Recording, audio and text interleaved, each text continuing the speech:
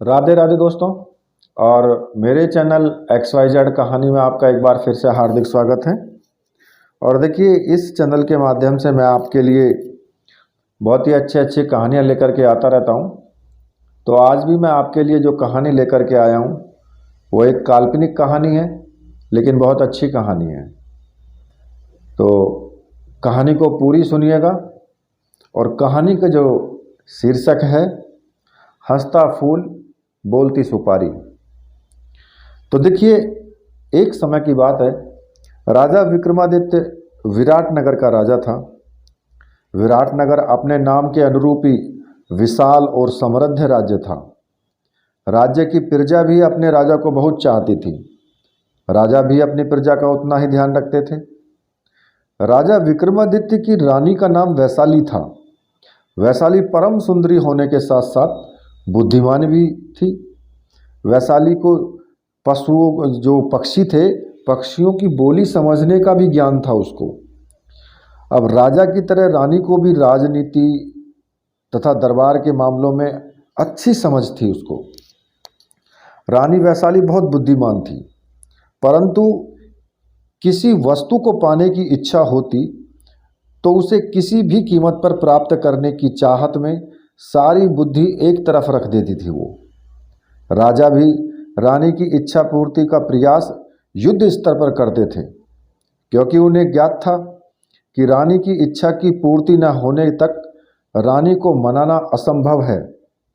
एक बार राज दरबार में अजीब मामला आया। केशव नाम के किसान को लेकर दो औरतें आपस में लड़ रही थीं। दोनों ही औरतें केशव को अपना पति बता रही थीं। सबसे विचित्र बात तो ये थी कि दोनों औरतों की जो शक्ल थी वो एक जैसी थी। केशव भी यह नहीं पहचान पा रहा था कि उसकी असली पत्नी कौन है। राजा केशव से बोले, तुम हमें पूरी घटना विस्तार से सुनाओ। केशव ने कहा, महाराज, मैं आपके राज्य का किसान हूँ। चमेली से मेरी शादी 7 माह पहले ही हुई है। चमेली अपने परिवार की इकलौती बेटी है। चमेली ने हमेशा मेरा ध्यान रखा है, कभी हमारे बीच अनबन नहीं हुई। चमेली जैसी पत्नी पाकर मैं खुद को भाग्यशाली समझता हूँ। लेकिन 2 दिन पहले ही चमेली जैसी दूसरी औरत कहाँ से आ गई मुझे नहीं पता। इस दूसरी औरत का रहन सहन, आदत, व्यवहार सब कुछ चमेली जैसा ही है। और तो और महाराज, इसे हमारे उन बातों की भी जानकारी है जो एक पति और पत्नी को ही ज्ञात होती है। मैंने हर संभव प्रयास कर अपनी असली पत्नी को पहचानने हेतु किया, लेकिन विफल रहा। अब तो महाराज आप ही न्याय करें और मुझे मेरी असली पत्नी की पहचान कर मुझे लौटा दीजिए। राजा विक्रमादित्य को भी अपनी आंखों पर यकीन नहीं हो रहा था। दोनों औरतें एक समान थीं। उनके बोलने का अंदाज और न्याय मांगने का आधार भी एक ही था। राजा के समक्ष पहली बार ऐसा मामला आया था। राजा बोले कि केशव, ये बताओ कि दोनों में से कौन तुम्हारा ज़्यादा ध्यान रखती है। केशव बोला, महाराज, दोनों ही मेरा ध्यान बहुत रखती हैं। दोनों ही सुबह जल्दी उठ जाती है। एक रोटी बनाती है तो दूसरी सब्जी बना देती है। मैं पानी लाने के लिए कहता हूँ तो दोनों ही पानी का गिलास लेकर के खड़ी हो जाती हैं। दोनों ही समान रूप से मेरी खेती के कार्य में भी सहायता करती हैं। दोनों में सुई की नोक के बराबर भी अंतर नहीं है। अब केशव की बात सुनकर राजा विक्रमादित्य और भी हैरान हो गए। राजा ने दोनों औरतों से उनके परिवार तथा केशव के संबंध में कई प्रश्न किए। दोनों से अलग अलग भी प्रश्न किए, किंतु दोनों के उत्तर एक समान ही पाए गए। राजा ने दोनों औरतों से सच्चाई जानने का पूर्ण प्रयास किया, किंतु दोनों ही औरतों के जवाब में लेश मात्र भी अंतर नहीं होता। राजा अत्यंत आश्चर्यचकित थे कि दोनों औरतों के उत्तर एक समान क्यों हैं। राजा ने अपने मंत्रियों से सलाह की, किंतु कोई हल नहीं निकला। मंत्री ने बताया कि केशव के पड़ोसियों से भी जानकारी प्राप्त की, लेकिन किसी को भी इस तथ्य का ज्ञान नहीं है कि दूसरी चमेली कहाँ से आ गई। पड़ोसियों ने इतना ही बताया कि दूसरी चमेली 2 दिन पूर्व ही देखी गई है, जबकि केशव के माता पिता नहीं हैं। उसके घर में केवल केशव और चमेली के अलावा कोई और नहीं रहता। अपने मंत्रियों से विचार विमर्श के पश्चात राजा ने 3 दिन बाद इस विषय पर उचित फैसला करने का निर्णय लिया। अब राजा विक्रमादित्य अपने कमरे में चिंतित अवस्था में घूम रहे थे। उसके मन में भारी उथल पुथल मची हुई थी। राजा को चिंतित देखकर रानी वैशाली भी चिंतित थी। रानी स्वयं भी इस मामले को लेकर बहुत अचंभित थी। रानी बोली, महाराज आप चिंता क्यों कर रहे हो? कल अपने जो मंत्री हैं और जो सिपाहियों से कह करके पूरी उस किसान के संबंध में पूरी जांच करवाइए। अपने खास गुप्तचरों को इसके लिए भेजिए, कुछ ना कुछ जानकारी अवश्य प्राप्त होगी। राजा बोले, आप उचित कह रही हैं महारानी। मंत्री और सिपाहियों ने किसान के घर, उनका खेत और सभी पड़ोसियों के घर की जांच की है और उस दूसरी औरत के संबंध में यथासंभव प्रयास कर जानकारी प्राप्त करने की कोशिश की है, परंतु कोई सफलता नहीं मिली। अब केवल जो विशेष गुप्तचरों से ही आशा बची हुई है। रानी बोली, गुप्तचरों को सफलता अवश्य मिलेगी महाराज, आप विश्राम कीजिए। राजा बोले कि आप ठीक कह रही हैं, गुप्तचरों की सूचना के पश्चात ही कोई उचित कदम उठाएंगे। अगले दिन राजा को अपने विशेष गुप्तचरों से सूचना प्राप्त हुई, किंतु सूचना प्राप्त होने के उपरांत वे और भी ज़्यादा चिंतित हो गए। तभी रानी वैशाली का आगमन होता है। रानी बोली, क्या समाचार है महाराज, गुप्तचरों को सफलता मिली या नहीं मिली? तो राजा बोले, नहीं महारानी, गुप्तचरों भी असफल रहे। गुप्तचर के अनुसार जिस दिन दूसरी चमेली आई उस दिन नगर में किसी महिला ने प्रवेश नहीं किया है। इसका तो एक ही अर्थ हो सकता है, दूसरी चमेली कोई मायावी शक्ति है। रानी ने पूर्ण विश्वास से कहा। राजा बोले, क्या मायावी शक्ति? राजा ने चौंकते हुए कहा। राजा बोले, आप ठीक कहती है महारानी, अब हम स्वयं जांच करने जाएंगे। मैं भी आपके साथ चलूंगी महाराज, रानी वैशाली ने दृढ़ता से कहा। राजा ने कहा, अवश्य महारानी, आपके ज्ञान और अनुभव का हमें लाभ होगा। राजा विक्रमादित्य अपनी रानी वैशाली के साथ केशव के घर पहुँचे। केशव दौड़ करके आया वहाँ पर और राजा को अपने घर के अंदर ले गया। केशव का घर छोटा था किंतु साफ सुथरा था और प्रत्येक चीज़ तरीके से रखी हुई थी। राजा और रानी दोनों ने केशव के घर की तारीफ की। इतने में दोनों चमेली जलपान लेकर उपस्थित हो गईं। रानी ने बड़ी गहराई से दोनों चमेली को देखा। सहसा ही रानी की आंखों में चमक बढ़ गई और वो मुस्कुराने लगी। राजा रानी की मुस्कुराहट देखकर समझ गया कि रानी ने नकली चमेली को पहचान लिया है। रानी ने कहा, केशव तुम चिंता मत करो, शीघ्र ही तुम्हारी असली पत्नी तुम्हारे साथ होगी। ऐसा सुनकर दोनों चमेली रानी की ओर देखने लगी। अब रानी बोली, महाराज पहले हम केशव का जो घर है उसको देखेंगे और खेत देखने चलेंगे। राजा बोले, उचित है, आइए घर का निरीक्षण करते हैं और उसके पश्चात खेत पर चलते हैं। राजा और रानी ने पूरे घर का मुआयना किया। उसके बाद केशव के खेत पर पहुँचे। राजा और रानी ने सभी पहरेदारों को खेत के बाहर ही छोड़ दिया और अकेले खेत में घूमने लगे। केशव का खेत काफ़ी बड़ा था। चारों तरफ बड़े बड़े पेड़ लगे हुए थे। खेत के बीच में बहुत बड़ा बरगद का पेड़ था। राजा, महारानी, आपके हाव भाव से ये स्पष्ट होता है कि आपने नकली चमेली को पहचान लिया है, लेकिन आपने केशव के सामने क्यों नहीं बताया? रानी बोली, महाराज ये सत्य है कि मैंने नकली चमेली को पहचान लिया है, लेकिन मैं चमेली की सत्यता सामने लाना चाहती हूँ। राजा बोले, स्पष्ट करें महारानी, आप क्या कहना चाहती हैं? रानी ने कहा, मेरा अनुमान सत्य था महाराज, दूसरी चमेली कोई मायावी शक्ति है। यदि मैं स्पष्ट रूप से बता देती तो मायावी शक्ति तुरंत अदृश्य होकर चली जाती और चमेली को नुकसान पहुंचा सकती थी। वो जो भी शक्ति है केवल केशव को पाने के लिए आई है। राजा बोले, किंतु वह शक्ति चमेली को मारकर भी तो केशव को प्राप्त कर सकती थी। रानी बोली, सत्य को जानने के लिए ही हम यहाँ आए हैं महाराज। राजा बोले, खेत पर हमें क्या जानकारी प्राप्त हो सकती है भला? रानी ने कहा, महाराज आपको तो ज्ञात है कि हमें पक्षियों की बोली का ज्ञान है।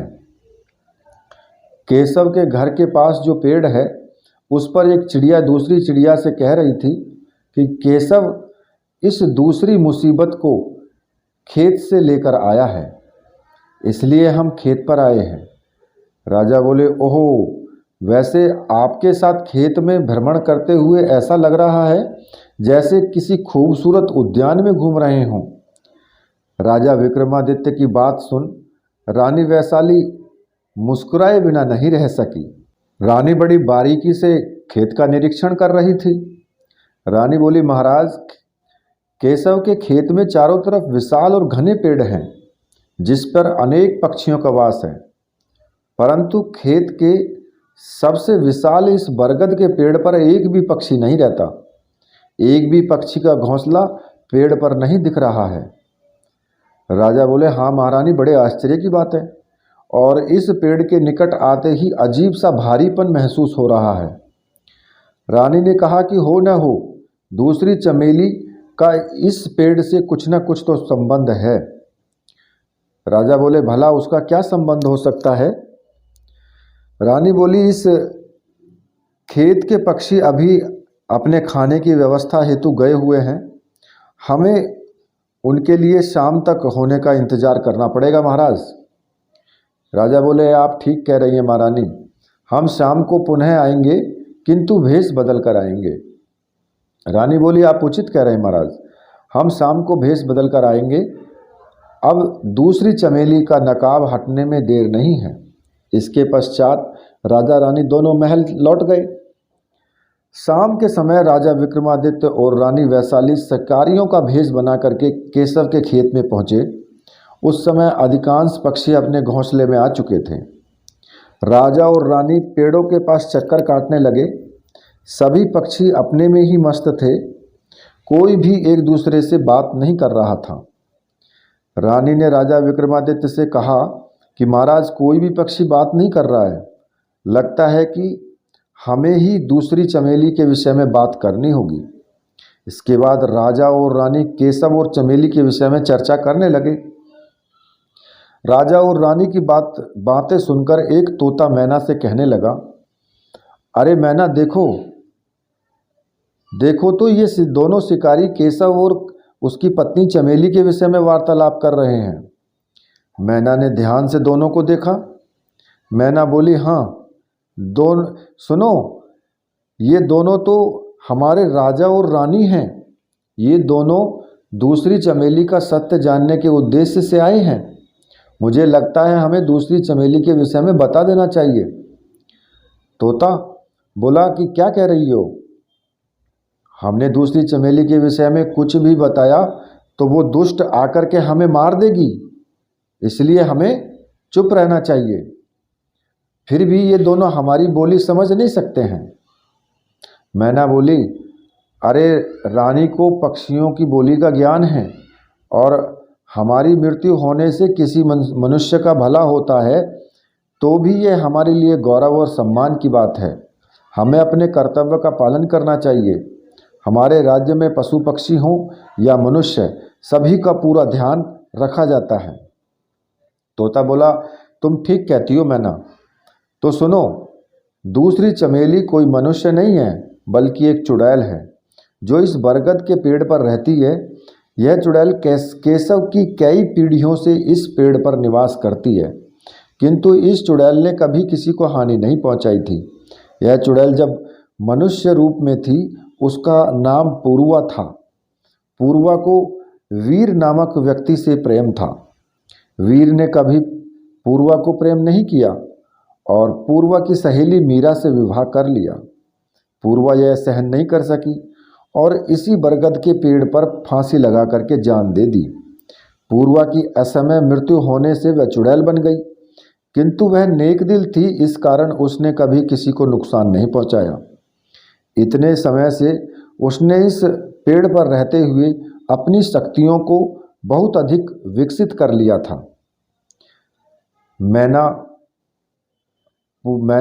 मैना ने कहा कि पूर्वा इतनी नेक दिल थी कि फिर उसने चमेली का रूप क्यों धारण किया। अब तोते ने कहा, पूर्व जन्म में जो वीर और मीरा थे उन्होंने ही केशव और चमेली के रूप में जन्म लिया है। चुड़ैल को अपनी शक्तियों से इस तथ्य का ज्ञान हो गया, इसलिए अवसर पाते ही वह दूसरी चमेली के रूप में पहुंच गई। चुड़ैल ने चमेली को केशव की जिंदगी से जाने के लिए 7 दिन का समय दिया है। यदि वह नहीं जाएगी तो चुड़ैल उसे मार देगी। चुड़ैल की शक्ति के कारण ही चमेली उसकी सत्यता के विषय में किसी से कुछ नहीं कह सकती। 7 दिवस में से 4 दिवस पूरे हो गए हैं, मात्र 3 दिवस बचे हैं। मैना ने कहा, क्या उस चुड़ैल को रोकने का कोई उपाय नहीं है? तोता बोला, चुड़ैल को रोकने का एकमात्र उपाय उसकी मुक्ति है। मैना ने कहा, वह क्या उपाय है? तोता बोला, बहुत कठिन उपाय है। उत्तर दिशा में 100 कोस की दूरी पर स्थित एक लाल घाटी में एक गुफा में गुप्त सरोवर है। उस सरोवर में से हंसता फूल और बोलती सुपारी लाकर फूलों की माला से सजाकर केशव चुड़ैल को पहना देगा तो चुड़ैल को मुक्ति मिल जाएगी। मैना ने कहा, यह हंसता फूल बोलती सुपारी क्या है? तोता बोला, हंसता फूल और बोलती सुपारी एक यक्षिणी और एक यक्ष की युगल जोड़ी है, जिन्हें श्राप के कारण यह रूप लेना पड़ा। उसकी कहानी मैं बाद में बताऊंगा, लेकिन अभी केशव की समस्या का समाधान आवश्यक है।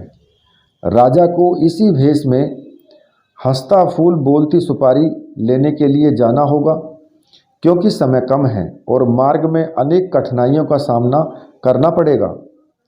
राजा को स्वयं ही कष्टों का सामना करना पड़ेगा।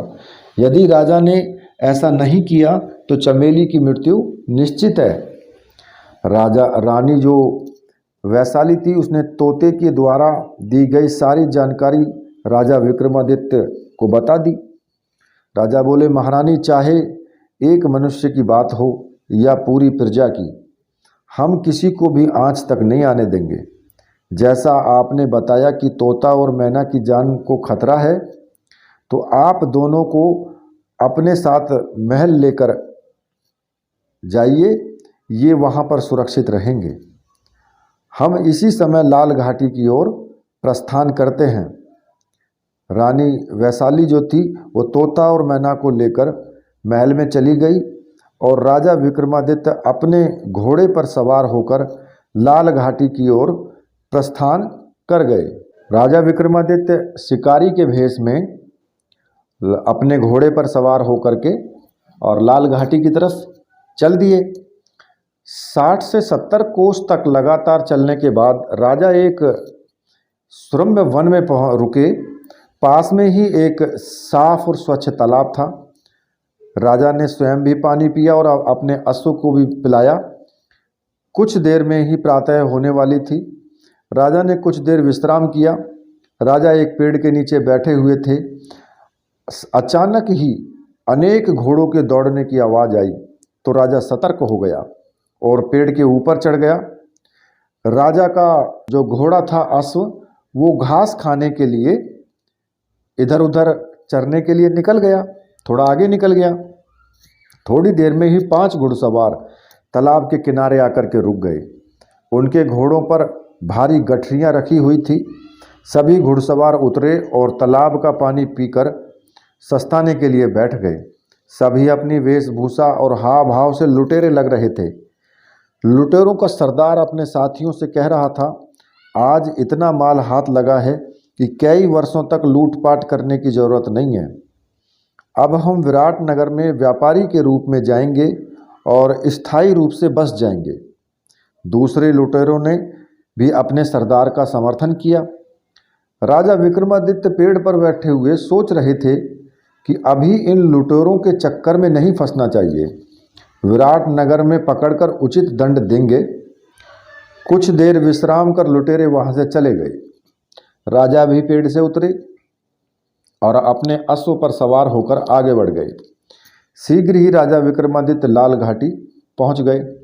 लाल घाटी पूर्ण रूप से छोटी बड़ी पहाड़ियों से घिरी हुई थी, जहां अश्व के साथ जाना मतलब कि अश्व के साथ वहां पर नहीं जाया जा सकता था। राजा ने अपने अश्व को लाल घाटी के किनारे छोड़ दिया और पैदल ही आगे बढ़ने लगे। राजा धीरे धीरे आगे बढ़ते जा रहे थे। वे जानते थे कि यहाँ कदम कदम पर खतरा है। चलते चलते राजा एक छोटी सी पहाड़ी पर पहुँचे जो हरे भरे पेड़ों से घिरी हुई थी। तभी सरसराहट हुई। राजा ने अपने को बंधनों में घिरा पाया। राजा को एक विशाल अजगर ने अपने आगोश में ले लिया था। राजा के हाथ अपनी तलवार तक नहीं पहुंच पाए, किंतु अपने हाथों को हिला नहीं पा रहे थे। राजा के पैर जरूर आजाद थे। राजा ने अपने दाएं पैर को उठाकर पूरी ताकत से पेड़ पर मारा, जिसके फलस्वरूप राजा एक झटके से अजगर सहित नीचे गिर गए।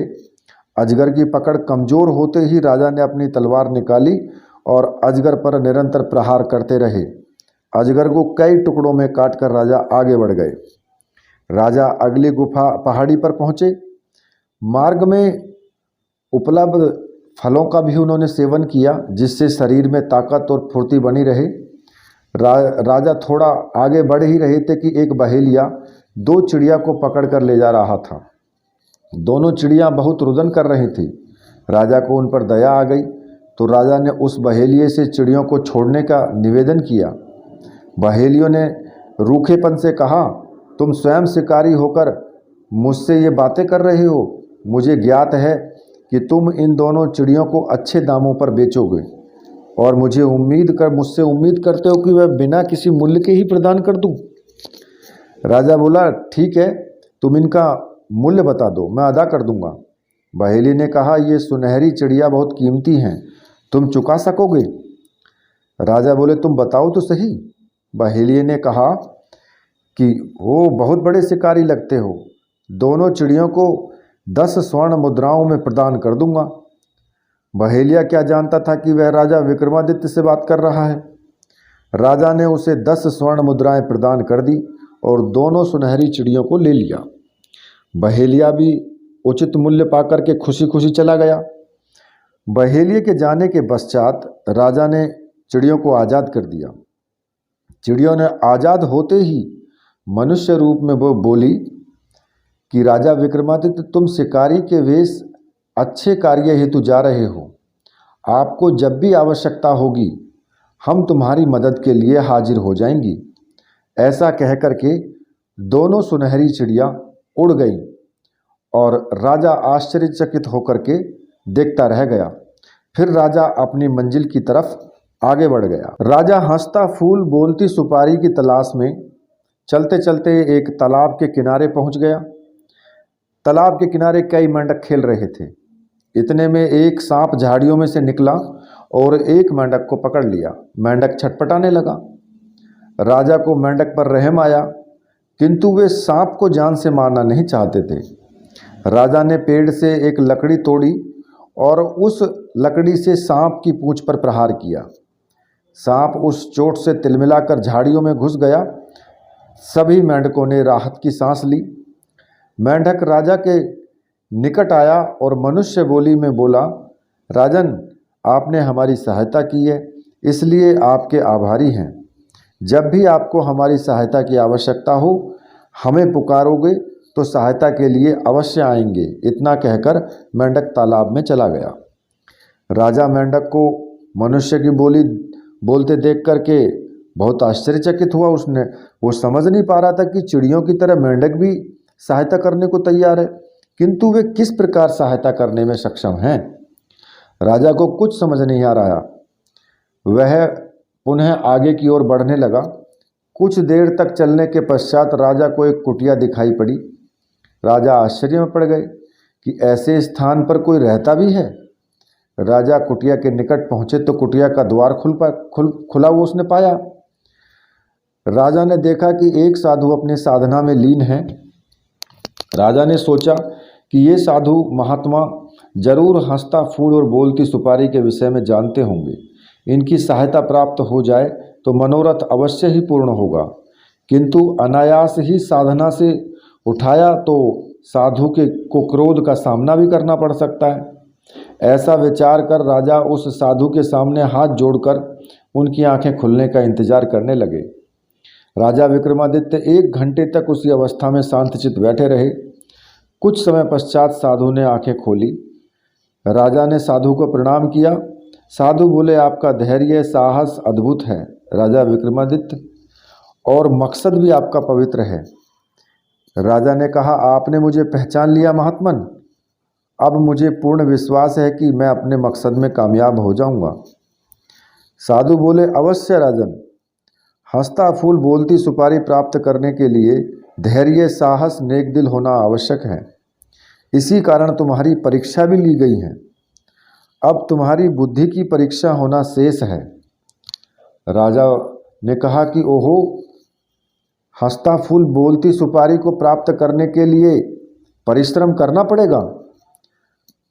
राजा साधु बोले, शीघ्र जाओ राजन, समय कम है। यहाँ से उत्तर दिशा में 1 कोस की दूरी पर एक गुफा में गुप्त सरोवर है। उसी में हंसता फूल बोलती सुपारी के दर्शन होंगे। अपनी बुद्धि का प्रयोग करना, सफलता अवश्य मिलेगी। राजा विक्रमादित्य ने साधु को प्रणाम किया और उत्तर दिशा की ओर प्रस्थान किया। राजा 1 कोस का रास्ता बड़ी छोटी बड़ी पहाड़ियों के कारण राजा विक्रमादित्य को काफ़ी दुष्कर रहा। वो राजा ने बड़ी कठिनाई से 1 कोस का रास्ता तय किया। राजा बहुत थक गया था, अतः वह एक पेड़ के नीचे बैठकर विश्राम करने लगा। कुछ समय विश्राम करने के पश्चात राजा गुफा की खोज में चल दिए। राजा विक्रमादित्य ने शीघ्र ही गुफा को खोज लिया और उसके अंदर प्रवेश कर लिया। गुफा में प्रवेश करने पर राजा विक्रमादित्य की जो जिज्ञासा थी वो बढ़ जाती है। पूरी गुफा में अजीब सा प्रकाश फैला हुआ था, जिसके कारण गुफा का प्रत्येक हिस्सा स्पष्ट रूप से दिखाई दे रहा था। गुफा बहुत बड़े प्रांगण के रूप में थी, जिसमें बहुत सारे द्वार थे। मुख्य द्वार को छोड़ करके कुल 10 द्वार थे। राजा के मन में विचार आया कि इतने सारे द्वारों में एक ही द्वार में गुप्त सरोवर होगा, किंतु इसका पता कैसे लगाया जाए। कुछ विचार करके राजा ने तलवार से उस द्वार पर एक निशान बना दिया जिस द्वार से गुफा के अंदर प्रवेश किया था। राजा विक्रमादित्य ने पहले द्वार में प्रवेश किया। द्वार में प्रवेश करने पर राजा सुरंग जैसे रास्ते में आगे बढ़ने लगा। कुछ देर चलने के पश्चात राजा पुनः वहीं पर पहुंच गया जहां से चलना प्रारंभ किया था। राजा को यह पता ही नहीं रहा कि प्रत्येक द्वार में भूल भुलैया है जो पुनः इसी स्थान पर पहुंचा देगी। इसलिए सभी द्वार में जाने से उसका बहुत अधिक समय व्यर्थ हो जाएगा। राजा ने विचार किया कि इस तरह तो वो कभी भी गुप्त सरोवर तक नहीं पहुंच सकते। साधु बाबा ने भी बुद्धि का प्रयोग करने की सलाह दी थी, अतः बुद्धिमानी से गुप्त सरोवर को खोजा जा सकता है। राजा विक्रमादित्य ने पुनः गुफा को ध्यान से देखा। गुफा के प्रत्येक हिस्से एक समान थे। प्रत्येक द्वार की बनावट और आकार भी समान थे। सभी द्वारों के निकट बहुत से पत्थर पड़े हुए थे। राजा ने प्रत्येक द्वार पर जाकर देखा तो पाया कि हर द्वार पर पड़े पत्थरों में एक लाल रंग का पत्थर भी पड़ा हुआ था। राजा विक्रमादित्य समझ गए कि इन लाल पत्थरों की सहायता से ही वो गुप्त द्वार को खोजा जा सकता है। राजा के सामने ये प्रश्न था कि लाल पत्थरों का उपयोग किस प्रकार किया जाए। उन्होंने बहुत सोच समझकर राजा ने एक पत्थर उठा लिया और एक द्वार के अंदर फेंक दिया। पत्थर गिरते ही एक विस्फोट हुआ। राजा ने द्वार पर जाकर देखा तो वहां बहुत बड़ा गड्ढा हो गया। विस्फोट के फलस्वरूप उस द्वार की सुरंग का रास्ता बंद हो गया और केवल गड्ढा रह गया। राजा ने प्रत्येक जो द्वार था उस पर जो है वो लाल पत्थर फेंका। हर बार विस्फोट होता और गड्ढा बन जाता। अब मात्र एक पत्थर और एक द्वार शेष था। राजा ने ईश्वर का नाम लिया और अंतिम द्वार पर लाल पत्थर फेंका। अंतिम द्वार में जोरदार धमाका हुआ। राजा ने द्वार पर जाकर देखा तो आश्चर्य से भर गया। उस द्वार के अंदर बहुत सुंदर जलाशय मौजूद था, जिसमें अनेक प्रकार के बहुत से सुंदर फूल खिले हुए थे। राजा ने ऐसे सुंदर फूल कभी नहीं देखे थे। जलाशय के बीच में पानी की धार गुफा की छत से निकलकर जलाशय में समा रही थी। जलाशय के चारों तरफ सुंदर सा छोटा सा मार्ग बना हुआ था। गुफा में जो दीवारें थी वो बिल्कुल सपाट थीं, जिस पर रंग बिरंगे फूलों और खूबसूरत महिलाओं व पुरुषों के चित्र बने हुए थे। गुफा में शीतल प्रकाश फैला हुआ था, जिसका कोई स्रोत नहीं दिख रहा था। उस गुफा का वातावरण बहुत ही मनमोहक था। राजा विक्रमादित्य को अब संदेह नहीं रहा कि उसने गुप्त सरोवर को खोज लिया है। राजा इस पसोपेश में थे कि क्या अब भी हंसता फूल बोलती सुपारी प्राप्त करने के में कोई बाधा उत्पन्न होगी या फिर सरलता से प्राप्त कर सकते हैं। राजा विक्रमादित्य ने स्वयं को सज धज कर सजग किया और सरोवर की तरफ कदम बढ़ा दिए। राजा के सरोवर के निकट पहुंचते ही एक विशालकाय आकृति प्रकट हुई। उस आकृति की ऊंचाई लगभग 9 फुट थी। धीरे धीरे आकृति स्पष्ट हुई। वह आकृति एक दैव्य रूप में बदल गई। राजा विक्रमादित्य ने उस आकृति को प्रणाम किया और अपना परिचय देने का निवेदन किया। मेरा नाम वंदनवार है। मैं एक यक्ष हूँ और इस सरोवर का रक्षक भी हूँ। मेरी अनुमति के बिना यहाँ से कोई हंसता फूल बोलती सुपारी नहीं ले जा सकता। तुम अपना परिचय दो वीर युवक।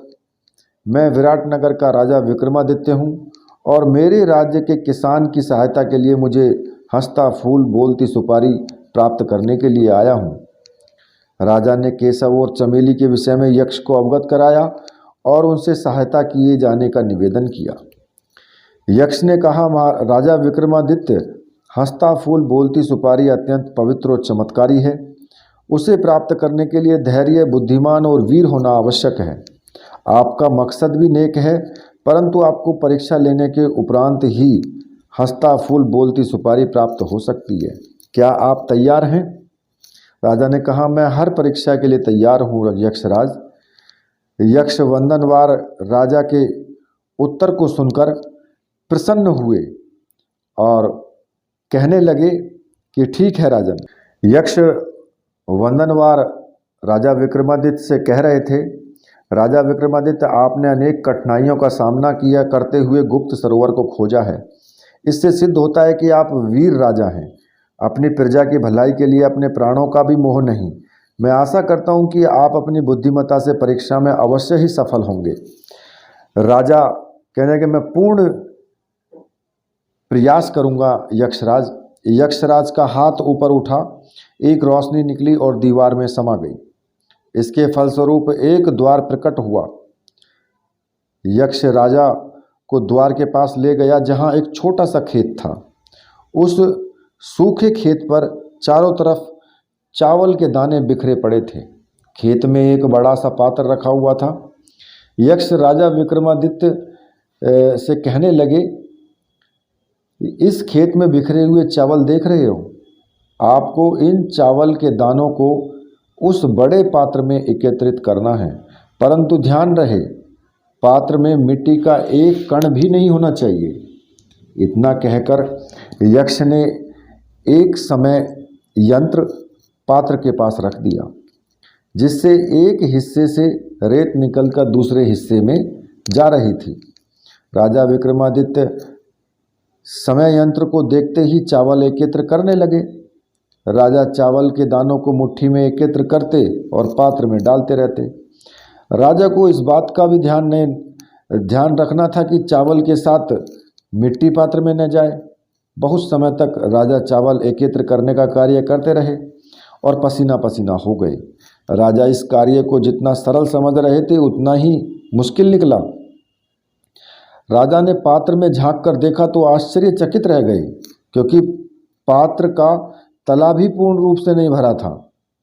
समय भी तेज गति से व्यतीत हो रहा था। राजा विक्रमादित्य को यह समझ आ गया कि वे इस तरह इस पात्र को नहीं भर सकते, उन्हें कोई ना कोई युक्ति सोचना ही होगी। राजा विक्रमादित्य शांत मन से खड़े हो गए। राजा ने सोचा कि दाना चुगने में पक्षी निपुण होते हैं। सहसा उन्हें सुनहरी चिड़ियों की याद आई, जो कह रही थी कि जब भी हमारी आवश्यकता पड़े हम अवश्य आएंगे। राजा विक्रमादित्य ने तत्काल सुनहरी चिड़िया को याद किया। थोड़ी देर में ही दोनों सुनहरी चिड़ियाँ प्रकट हो गई। राजा ने अपनी समस्या बताई। दोनों सुनहरी चिड़िया चहचहाने लगी। दोनों चिड़ियों की आवाज़ सुनकर हजारों चिड़िया वहाँ पहुँच गई। सभी चिड़ियाँ अपनी अपनी चोंच से चावल का दाना उठाती और पात्र में डाल देती। सभी चिड़ियाँ तेजी से अपना कार्य कर रही थीं। थोड़ी ही देर में पात्र पूर्ण रूप से भर गया। पात्र भरते ही अपने आप वो अदृश्य हो गया। राजा विक्रमादित्य ने सुनहरी चिड़ियों को कोटि कोटि धन्यवाद किया। कार्य पूर्ण होते ही सुनहरी चिड़िया तथा अन्य सभी चिड़िया उड़कर चली गई। राजा विक्रमादित्य और यक्ष वंदनवार पुनः सरोवर के पास पहुंच गए। खेत वाला द्वार गायब हो गया था। राजा विक्रमादित्य, आपने अपनी बुद्धि का प्रयोग कर प्रथम परीक्षा में सफलता प्राप्त कर ली। अब आपकी दूसरी परीक्षा प्रारंभ होगी। ऐसा कहकर यक्ष ने दायां हाथ ऊपर उठाया और एक रोशनी निकली और सामने की दीवार में समा गई। दीवार में एक द्वार प्रकट हो गया। राजा और यक्ष द्वार से बाहर निकले। राजा ने देखा कि द्वार के पार भगवान शिव की विशाल मूर्ति है और निकट ही एक कुआं बना हुआ है, जिसके पानी में हजारों रंग बिरंगे फूल लगे हुए हैं। राजन, आपको इस कुएं से फूलों को निकालकर भगवान शिव के चरणों में अर्पित करना है, किंतु आपके द्वारा निकाले गए फूल खंडित नहीं होने चाहिए। भगवान शिव के द्वारा फूलों को स्वीकार किए जाने पर ही आप इस परीक्षा में सफल हो सकते हैं।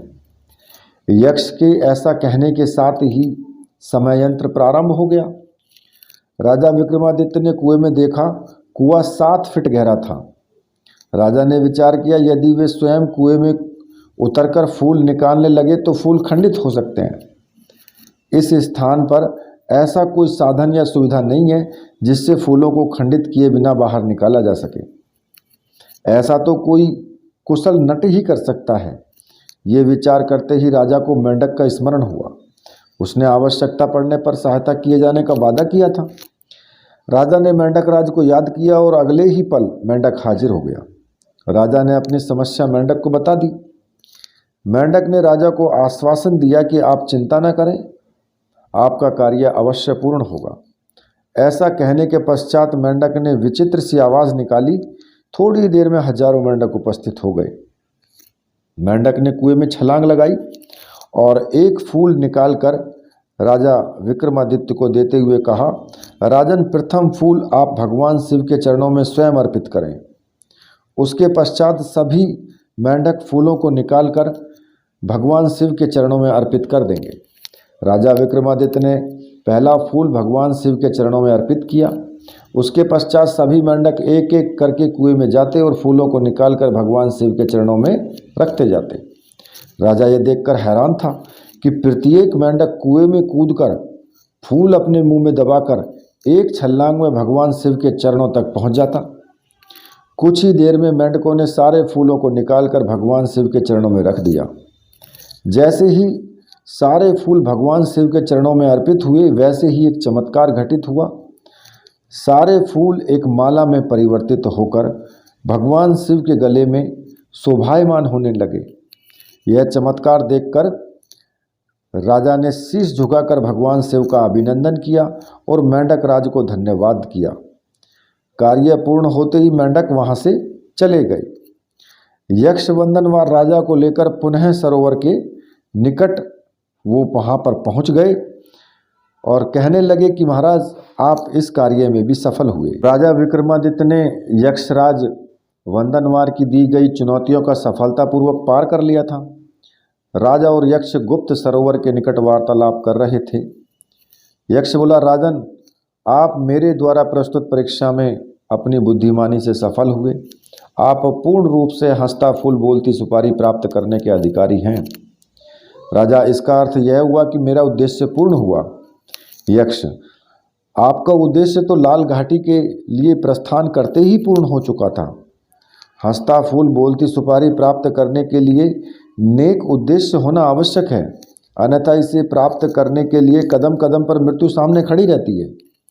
आओ राजन, इस सरोवर में हंसता फूल बोलती सुपारी आपका इंतजार कर रही है।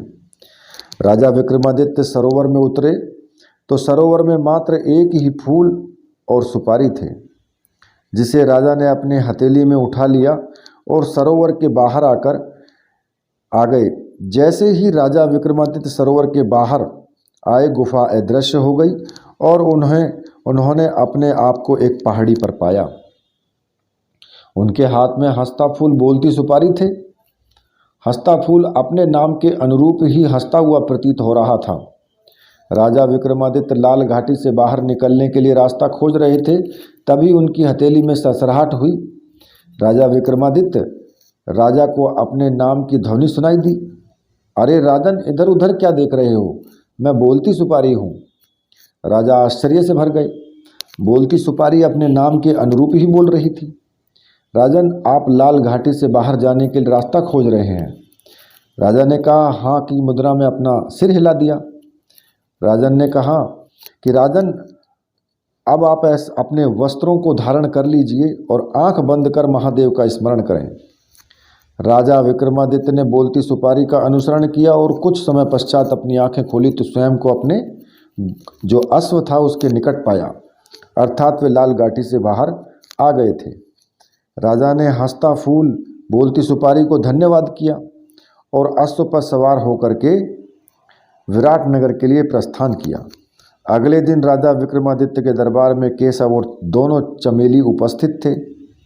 साथ ही नगर के नागरिक भी असली चमेली का रहस्य जानने हेतु उपस्थित थे। राजा विक्रमादित्य ने केशव से कहा, आज रानी वैशाली इस बात का निर्णय करेगी कि असली चमेली कौन है। रानी वैशाली ने दोनों चमेली को आगे बुलाया और ध्यानपूर्वक देखा तो रानी ने कहा कि केशव, दाईं ओर खड़ी चमेली तुम्हारी असली पत्नी है। तुम उसके गलों में फूलों को माला पहना दो। मंत्री ने एक फूलों की माला केशव को दे दी। यह वही माला थी जिसमें हंसता फूल बोलती सुपारी लगे हुए थे। केशव ने आदेश अनुसार माला पहना दी। माला पहनते ही दरबार में उपस्थित सभी लोग आश्चर्यचकित रह गए। माला पहनने वाली चमेली धुआं बनकर विलीन हो गई। रानी ने कहा कि केशव, जो औरत धुएं में विलीन हो गई है वह एक चुड़ैल थी जिसकी मुक्ति हो चुकी है। अब वह तुम्हें कभी परेशान नहीं करेगी। यह जो चमेली खड़ी है यह तुम्हारी असली पत्नी है। जाओ और खुशी खुशी रहो। इसके पश्चात मंत्री ने चुड़ैल का पूरा किस्सा दरबार में सुनाया और पूरा दरबार राजा और रानी की जय जयकार से गूंज उठा। तो मित्रों, ये कहानी आपको कैसी लगी? कहानी आपको अच्छी लगी है तो कहानी को आप शेयर कीजिए, लाइक कीजिए और कमेंट कीजिए और हमारे चैनल को सब्सक्राइब कीजिए। इसी के साथ अब मैं आपसे विदा लेता हूँ। मेरे साथ बोलिए राधे राधे।